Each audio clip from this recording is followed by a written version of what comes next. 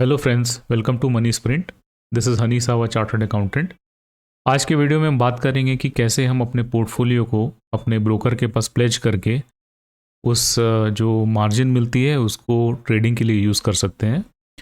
So we'll see the process and also understand the risk and the benefits. So चलिए शुरू करते हैं। ये मेरे फर्स्ट स्टॉक अकाउंट का बैक ऑफिस है। अगर आप देखोगे तो मेरा cash balance around 4 lakh rupees है, विच इज़ नथिंग बट जो ऑप्शंस प्रीमियम मुझे रिसीव हुआ है। But if you see the here, it says margin stock value after VAR which is value at risk of 28,50,000। So what does this represent? मैंने actually 30 lakh rupees का investment किया हुआ है और उसके हेयर कट के बाद मुझे ये 28.5 लैक्स का मार्जिन मिला है। So let's look at the portfolio. So if you see, this is my current portfolio और मैंने अराउंड 30 लाख रुपीज़ का ये सिक्योरिटीज़ ख़रीदे हैं और उससे मुझे 28.5 लाख का मार्जिन बेनिफिट मिला है after haircut. So I just explain what is this haircut. So let us see. So whatever portfolio जितने हम जो भी शेयर्स खरीदते हैं, there is a prescribed haircut. तो से फॉर एग्जांपल मैं 5 लाख रुपीज़ का ये मैंने टेक महिंद्रा के शेयर्स खरीदे हैं 4,75,000 के। तो इसमें जो भी एप्लीकेबल हेयर कट होगा उसको डिडक्ट करके मुझे ब्रोकर मार्जिन दे देगा। So what is the haircut for Tech Mahindra? Let us try and find out. This is the FNO haircut list of first stock और सारे के सारे ब्रोकर्स ये सिमिलर शीट मेंटेन करते हैं। These are the haircuts which are prescribed by NSE। सो आप देखोगे टेक महिंद्रा में हेयर कट है 13.2% का। सो मैं जब ये शेयर्स प्लेज करूँगा 4,75,500, 13.2% मैं हटा दूंगा। सो मुझे अराउंड 4,12,000 की मार्जिन मिलेगी ना। ये मार्जिन में किन चीज़ों में यूज़ कर सकता हूँ? मैं ऑप्शन सेलिंग कर सकता हूँ क्योंकि ऑप्शन सेलिंग में मार्जिन ब्लॉक करता है broker, what ever is the applicable margin. तो मैं उसके लिए यूज़ कर सकता हूँ इस मार्जिन को। मैं इंट्राडे इक्विटी पोजीशंस बाय या सेल कर सकता हूँ using this margin, but there is no leverage which is available now. So it will be, if you have 100 rupees in your account, then you can use only 100 rupees to take the intraday position. और आप futures में भी position बना सकते हो using this margin. पर जो futures के रेट जो चेंज होते हैं during the day, that profit और loss is cash settled. Cash settle means that आपके अकाउंट में जो भी कैश होगा उससे वो रिड्यूस या इंक्रीज होता रहेगा futures position. Now let us see, I will also show you the easiest. This is the CDSL website. तो आप देखोगे जैसे मैंने ये सारे सिक्योरिटीज़ प्लेज किए हुए हैं। तो इफ़ आई गो, सो मेरा करंट बैलेंस है 6,300 रुपीज़ यूनिट्स और प्लेज बैलेंस है 6,340। सो ये अगर प्लेज नहीं होता तो यहाँ पर फ्री बैलेंस में दिखाता। Okay, one important thing to know is that सारे ब्रोकर्स को अब 50% कैश और 50% कोलैटरल मेंटेन करना पड़ेगा। पहले क्या था कि कुछ ब्रोकर्स कैश मांगते थे रखने के लिए और बाकी सब आप कोलैटरल में दे सकते थे।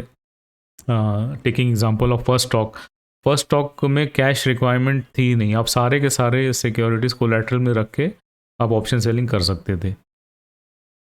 बट अभी ये रिक्वायरमेंट चेंज होने वाली है and now all the brokers वो आपको 50% कैश और 50% सिक्योरिटीज़ आफ्टर हेयर कट रखने बोलेंगे। सो इन माई एग्जाम्पल से my total available margin is 34 lakh rupees. So उसमें से फर्स्ट स्टॉक विल इंसिस्ट कि मैं 17 लाख रुपीज़ कैश रखूँ और कैश इक्विवेलेंट रखूँ, not necessary it is cash only, cash और कैश इक्विवेलेंट, और बाकी जो है किसी भी डेट या इक्विटी इंस्ट्रूमेंट से आ सकता है. Now what is the meaning of cash और cash equivalent, late us C.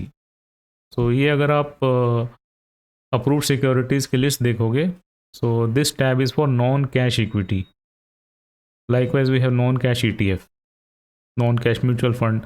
Then there is cash component. So ये सारे ब्रोकर्स एक लिस्ट प्रोवाइड करते हैं जिसमें कि जो सिक्योरिटीज़ कैश कंपोनेंट में काउंट होती हैं. तो what are this securities? These are liquid funds और government securities, mutual fund, ETFs और other liquid fund, sovereign gold bonds, government securities. So बहुत सारे सिक्योरिटीज़ प्रिस्क्राइब्ड हैं which from a risk perspective is as good as cash, और इसमें default के chances नहीं है. So the stock for pledging purpose ये सारे कैश इक्विवेलेंट में काउंट होंगे. अगर आप मेरे अकाउंट में देखोगे तो मैंने ये रेशियो जो है ऑलरेडी मेंटेन कर रखा है. सो 50% I am holding as cash और कैश इक्विवेलेंट, और 50% is other equity and debt. So friends, इसमें इसका एडवांटेज क्या है कि आपका पोर्टफोलियो, आपको जो भी रिटर्न्स चाहिए वो अप्रिशिएट होता रहता है, और उसके साथ आप कवर्ड कॉल और कवर्ड स्ट्रैंगल या फिर और कुछ निफ्टी या बैंक निफ्टी या और किसी इंडेक्स में पोजीशन बना के आप अपने एग्जिस्टिंग पोर्टफोलियो को एज अ कोलैटरल यूज़ करके आप अपने रिटर्न्स को इंक्रीज़ कर सकते हो मल्टीफोल्ड. सो लाइक मैंने एग्जांपल शेयर किया था कोटक महिंद्रा बैंक का, जिसमें मैं कवर्ड स्ट्रैंगल करता हूँ. तो उसमें कोटक महिंद्रा बैंक में ऑलरेडी मुझे जो अप्रिसिएशन मिल रहा है दैट इज़ हैपनिंग, और साथ में मैं कोटक महिंद्रा बैंक के शेयर्स को प्लेज करता हूँ और उसी से कवर्ड स्ट्रैंगल स्ट्रैटेजी करता हूँ. So that will fetch me a return of around 10 to 25%. There is a risk of loss, but that is what I have planned for the year. So ये जो 24-25% मुझे प्रॉफिट होगा, that is over and above जो मुझे portfolio से appreciation मिलेगा. So I am using first stock and Tradejini also. So I'm using these two brokers for option trading, and both are equivalent and both are following a similar system. And बाकी सारे brokers भी pledging के लिए similar system follow करते हैं, but you have to do your own due diligence. और आपको ये मतलब फाइंड आउट करना पड़ेगा कि there are no pledging charges. So the broker generally should not charge any amount for providing your securities as collateral, because that is not common. All discount brokers should only charge a nominal pledging fees around 30-40 rupees per security for pledging and also for unpledging. So वो कुछ nominal fees charge करते हैं, but not very huge sum. तो मैंने कुछ brokers के बारे में सुना है कि they were charging interest on using your portfolio as a collateral margin. So that should not be the case. So just be careful.